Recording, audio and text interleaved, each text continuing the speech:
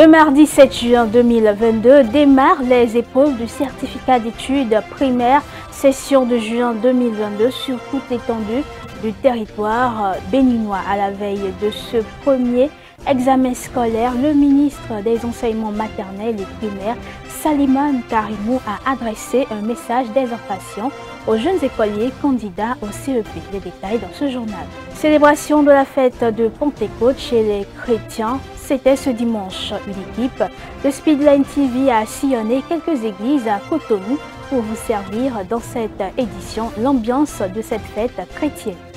Triste dimanche de Pentecôte pour les habitants de la ville d'Owo dans l'état d'Ondo, dans le sud-ouest du Nigeria, où des fidèles chrétiens ont été abattus lors d'un service religieux. Aucun groupe n'a encore revendiqué l'attaque. Lundi 6 juin 2022, lundi de Pentecôte, c'est le journal. Bienvenue à vous. Les chrétiens ont célébré ce dimanche 5 juin 2022 la Pentecôte. Il s'agit d'une fête célébrée le 7e dimanche après Pâques. Elle commémore la descente de l'Esprit Saint sur les apôtres et d'autres disciples de Jésus-Christ à Jérusalem. Le constat de l'ambiance dans quelques églises sillonnées à Cotonou avec Hospice Yévimi Routon et Jean Logo.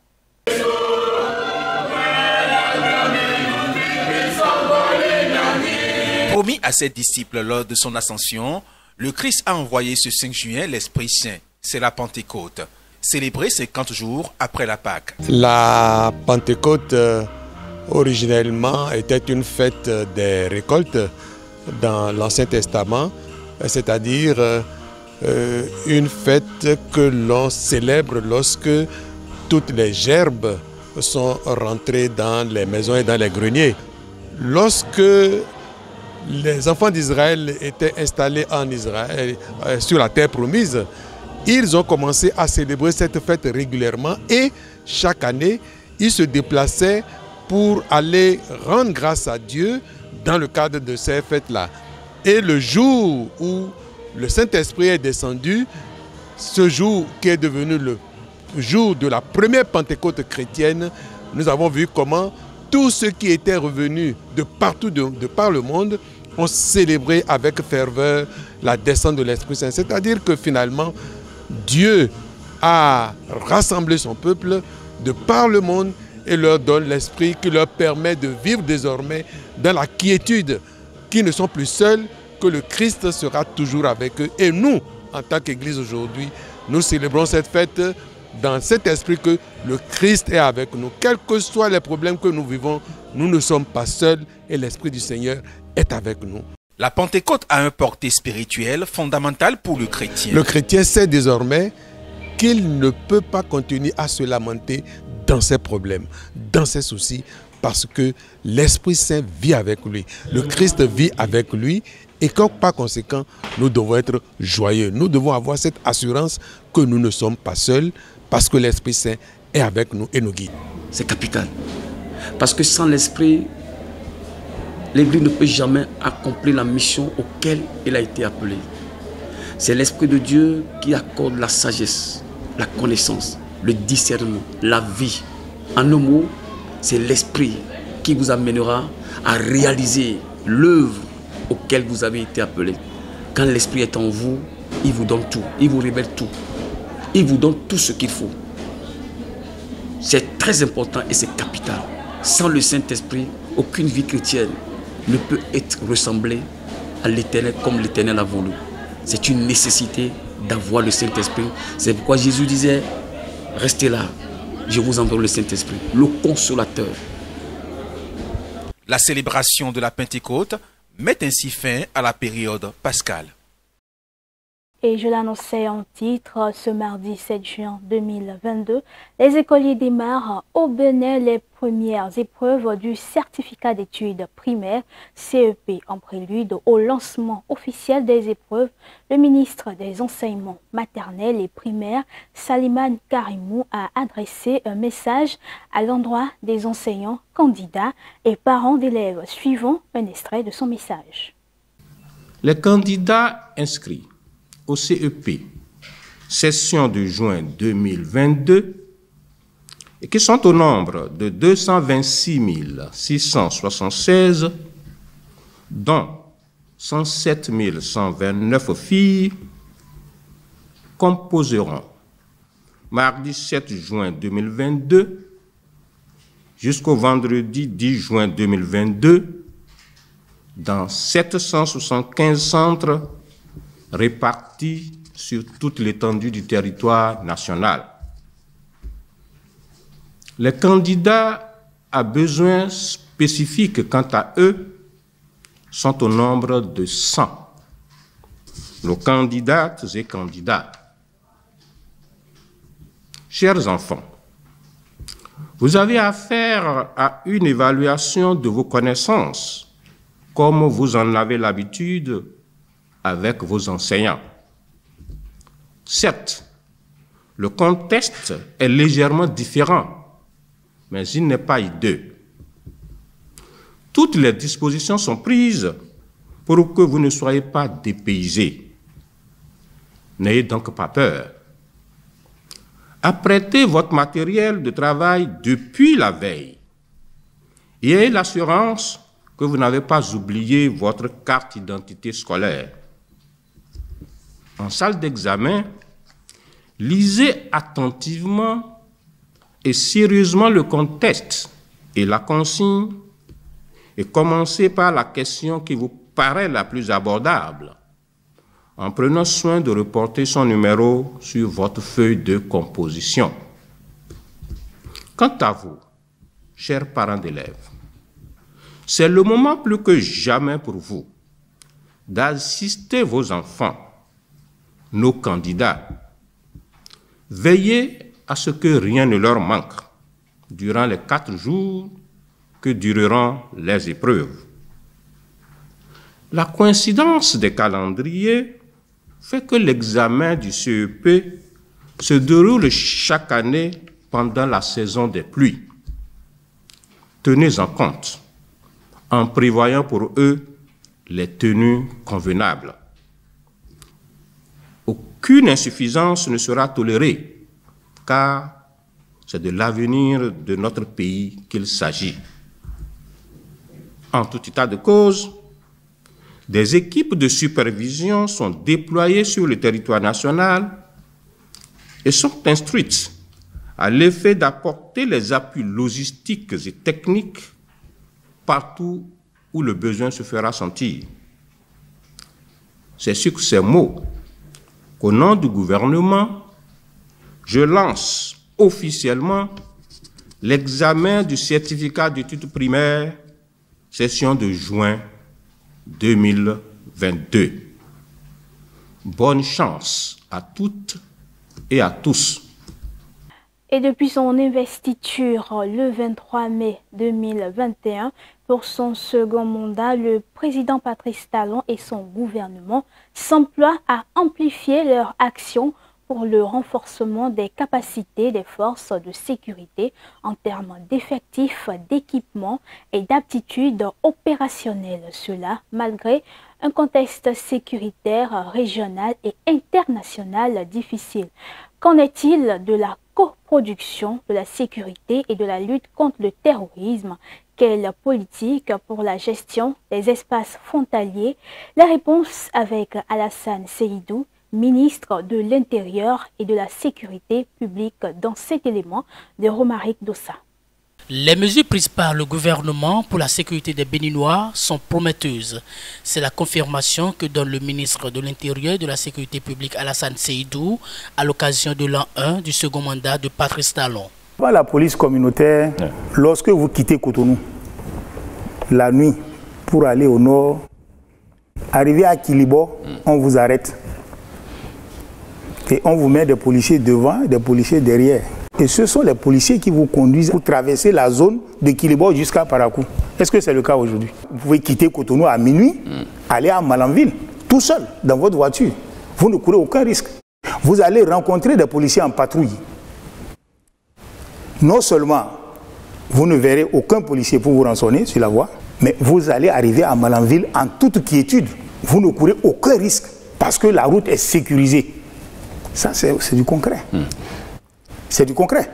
Et même dans les quartiers, c'est vrai, il n'y a jamais l'insécurité zéro. Et il n'y a jamais la sécurité à 100%, si vous voulez bien. Mais je crois qu'il y a quand même une régression de l'insécurité dans le pays. En dehors des commissariats, nous avons aussi créé des unités spéciales de sécurisation des frontières. Ces unités-là sont dotées de moyens à 2 roues. Et ces unités sont très actives sur le terrain. Mais compte tenu de l'ambition du gouvernement, c'est sûr que tous les moyens ne peuvent pas être mis en place le premier jour. Cela se fait de manière progressive et nous avons un plan pour cela. Très bien. Puisque nous avons, dans le budget par exemple 2022, il est prévu des ressources pour l'opérationnalisation de la police républicaine. Nous sommes en train d'opérationnaliser. Donc nous évoluons, nous sommes en train de concrétiser cette police-là. Tout n'est pas encore fait, mais nous sommes dans la dynamique. Au sujet des attaques djihadistes, Alassane Seydou a, à l'occasion, parlé de l'importance de la coproduction de la sécurité, un concept qui est en train d'être mis en place et qui commence par porter ses fruits. Donc on travaille des gens par la communication pour les amener à voir autrement les choses, pour les amener à agir. Alors, souvent ça se fait dans les lieux de culte. Et c'est pour cela que le ministère est de plus en plus regardant par rapport aux prêches. Vous savez, maintenant nous avons des directions départementales des affaires intérieures et de la sécurité publique, les DDAISP. Alors, ça fait partie des missions de ces directions-là. Désormais, si vous voulez créer un lieu de culte, on doit vous connaître. Vous devez d'abord avoir une association. On doit connaître les principaux responsables. Parce que le discours que vous allez tenir sera suivi. Si vous tenez des discours qui sont contraires à nos lois, qui sont contraires à notre culture, eh bien, on va vous arrêter. Vous serez interpellé. Parce qu'on pense que c'est dans ces milieux-là aussi qu'on peut amener les gens à la radicalisation. Et de la radicalisation à l'extrémisme violent et puis au terrorisme. Donc nous sommes de plus en plus regardants. Le terrorisme qui est à nos portes ne doit pas créer la panique. Il n'y a pas matière à paniquer. Le gouvernement est conscient de la gravité de la situation. Le gouvernement est en train de prendre toutes les dispositions. Le gouvernement travaille avec les autres pays et nous sommes sûrs de gagner cette bataille-là. Mais ce que nous demandons à la population, c'est sa participation. Nous ne pouvons pas nous vanter de pouvoir gagner tout seul la bataille. Nous voulons la participation de la population. Parce que c'est une bataille communautaire qui va se jouer au sein des communautés. Pour réussir, il faut nécessairement la complicité de la population. Donc, il faut promouvoir la coproduction de la sécurité. Et nous restons toujours avec le président de la République du Bénin, Patrice Talon, qui s'est lancé dans une vaste politique d'amélioration du cadre de vie et l'aménagement équilibré du territoire. Cela explique les investissements massifs consentis dans ce secteur. En quoi les divers chantiers entrepris par le gouvernement permettent-ils d'atteindre cet objectif? Élément de réponse avec José Tonato, le ministre du cadre de vie et du développement durable, dans cet élément de reportage avec Romaric Toussa. La construction des logements sociaux, la mise en œuvre du programme d'assainissement pluvial de la ville de Cotonou, la construction des marchés, le vote de loi en faveur de la protection de l'environnement, ce sont entre autres avancées enregistrées ces 12 derniers mois au Bénin. Dans le domaine des logements sociaux, le ministre du cadre de vie et du développement durable, José Tonato, explique que les travaux se poursuivent.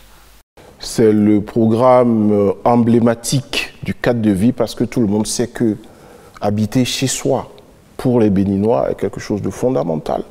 Et c'est la première fois depuis 60 ans qu'on emblave de façon globale l'habitat dans son sens d'apport du foncier, du financement, des infrastructures et de l'unité de logement réalisée selon les normes internationales. C'est d'abord d'office accessible aux Béninois moyens.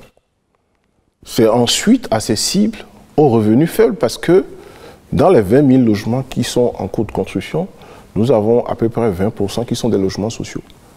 Logements sociaux veut dire quoi?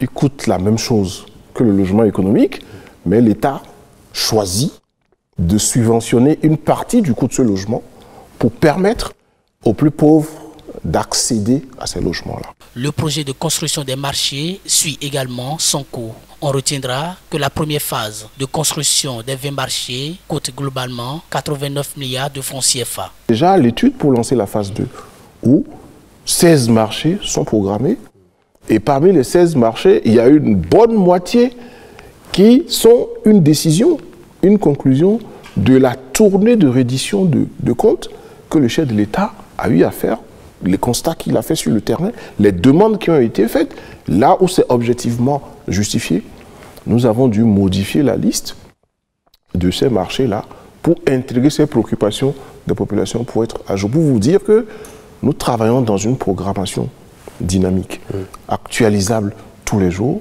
et dans le 3e trimestre de cette année, nous lancerons la 2e phase des marchés. L'assainissement se poursuit à travers le projet Asphaltage. Asphaltage, un programme d'aménagement de la voirie et de l'assainissement à Cotonou et dans les principales villes du Bénin. Pour le ministre du Cadre de Vie, au-delà de l'infrastructure, c'est un programme d'amélioration de la mobilité urbaine, de la circulation dans nos villes et donc de dynamisation de l'économie.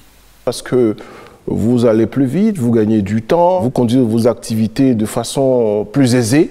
Et quand vous gagnez du temps, vous gagnez de l'argent. Vous avez certainement dû observer que dans tous les quartiers où on a fait le programme asphaltage, les ravalements de façades, les reconstructions de maisons, les rénovations d'habitats. Et donc c'est un moyen économique de doper vraiment le dynamisme de nos villes. Le PAG2 va se faire. Nous avons une zone au nord de l'agglomération de Cotonou qui sera définitivement assainie et on aura bouclé la boucle pour la vulnérabilité vis-à-vis des inondations et vis-à-vis de l'érosion côtière. Sur pratiquement la centaine de kilomètres de voies qui ont été aménagées à Cotonou, le PAPC apporte 50 kilomètres supplémentaires. Ça veut dire que partout où passera un caniveau, un collecteur, on ne laissera pas les accotements, les abords sans aménagement. Aménagement du territoire, l'assainissement du cadre de vie, le Bénin améliore ses performances dans tous les compartiments de l'environnement. À l'heure du bilan de l'an 1 du second quinquennat de Patrice Talon, le ministre du Cadre de Vie et du Développement durable affirme que les fruits tiennent la promesse des fleurs avec la poursuite des chantiers en cours et le lancement de nouveaux projets dans le secteur. Les députés ont étudié en séance plénière 2 projets de loi.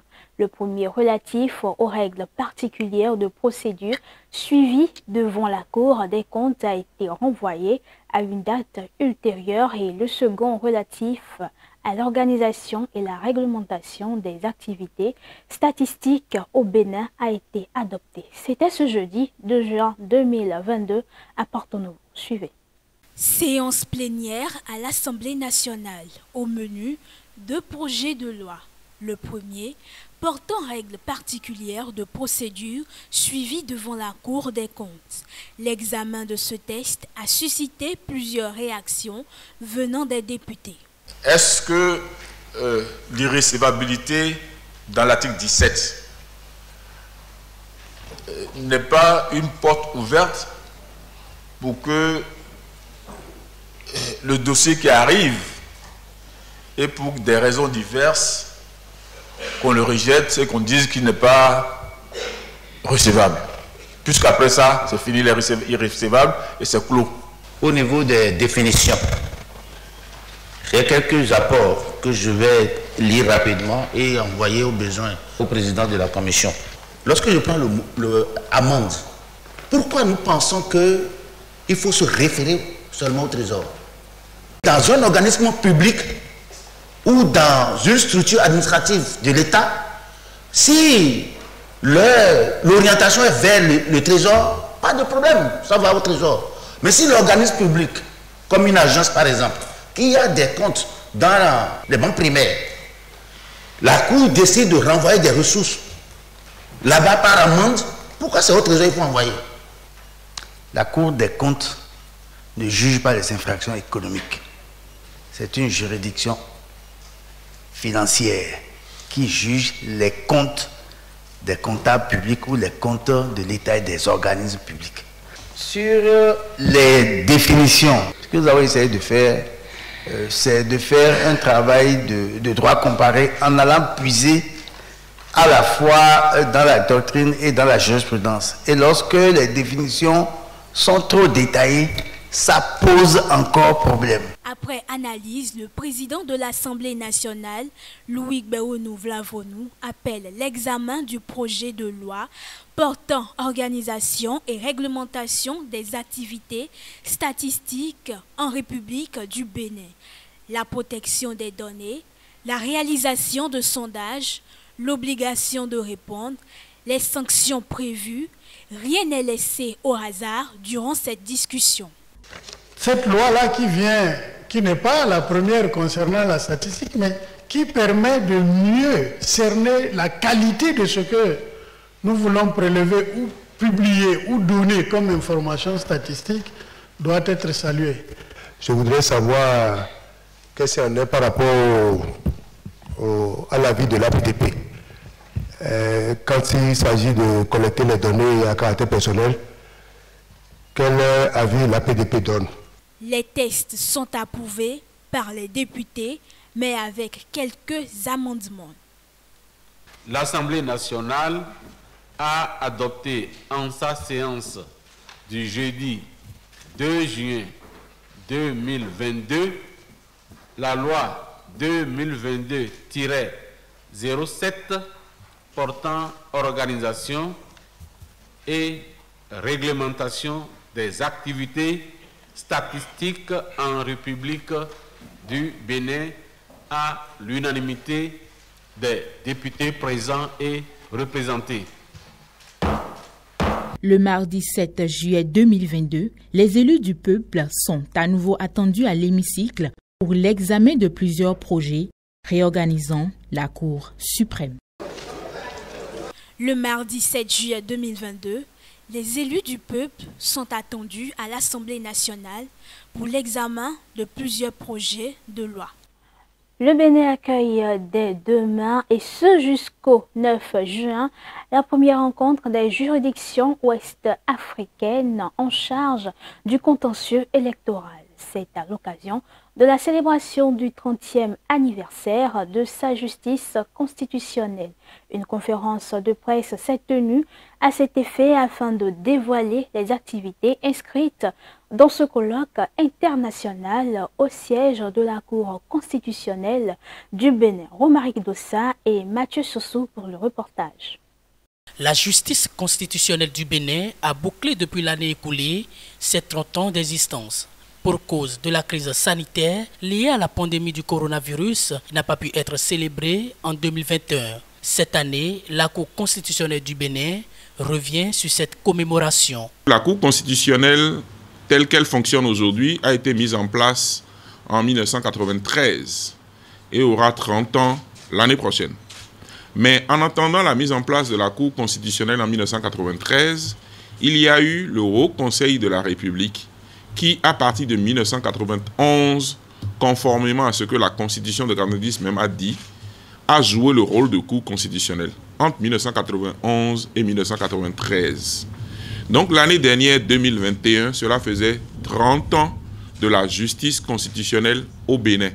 Si on cumule au Conseil de la République pendant 2 ans et les 28 ans des différentes mandatures, y compris la 6e en cours, ça fait donc au total les 30 ans de la justice constitutionnelle au Bénin qu'on aurait dû célébrer l'année dernière 2021. Nous allons dialoguer pour trouver les pistes de solutions pour que les juridictions constitutionnelles, les juridictions communautaires ne se déchirent pas, mais contribuent ensemble au même objectif qui est la mise en place de l'état de droit dans notre sous-région. C'est la première activité.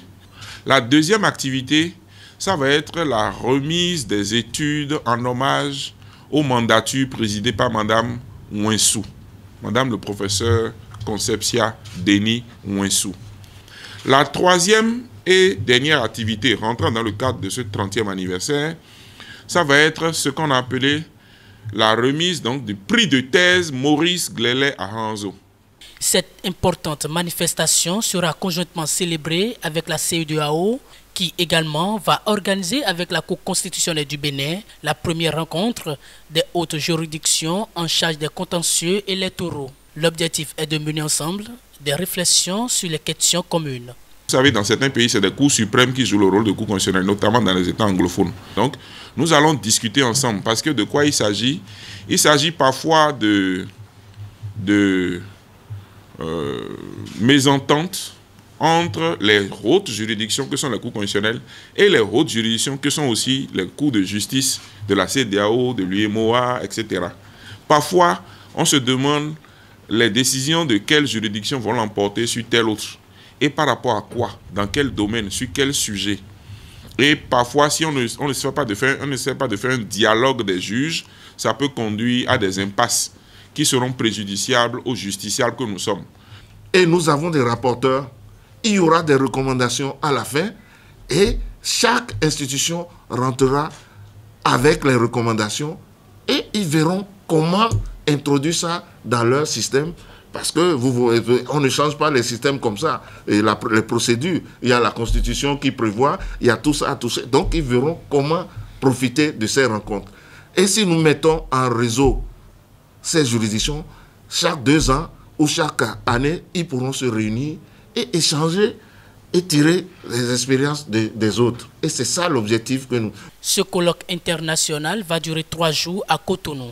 Il s'étend sur la période du 7 au 9 juin 2020. Hors du cadre national, à présent, je l'annonçais également en titre, plusieurs hommes armés ont ouvert le feu et fait exploser des explosifs, tuant des dizaines de personnes lors d'une attaque contre une église catholique dans le sud-ouest du Nigeria. La violence a commencé dimanche alors que les fidèles se rassemblaient à l'église catholique Saint-François dans l'état d'Ondo. Parmi les morts se trouvent de nombreux enfants. Des hommes armés non identifiés ont ouvert le feu sur des fidèles dans une église catholique du sud-ouest du Nigeria dimanche, faisant des dizaines de morts selon des législateurs de l'état d'Ondo.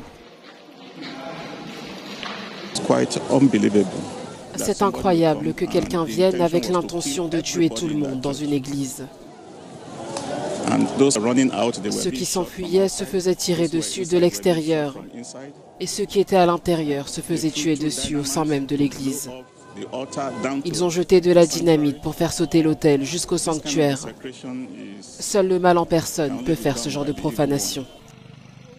Les assaillants ont pris pour cible l'église catholique Saint-François-Xavier alors que les paroissiens commémoraient la Pentecôte. Jusqu'alors, les autorités n'ont pas publié de bilan officiel, mais le représentant fédéral de la circonscription d'Owo a déclaré qu'au moins 50 personnes avaient été tuées. Ainsi donc se referme ce journal. Merci à vous de l'avoir suivi. Et n'oubliez pas de nous suivre sur tous nos canaux digitaux, Facebook et YouTube. Bonne célébration à vous.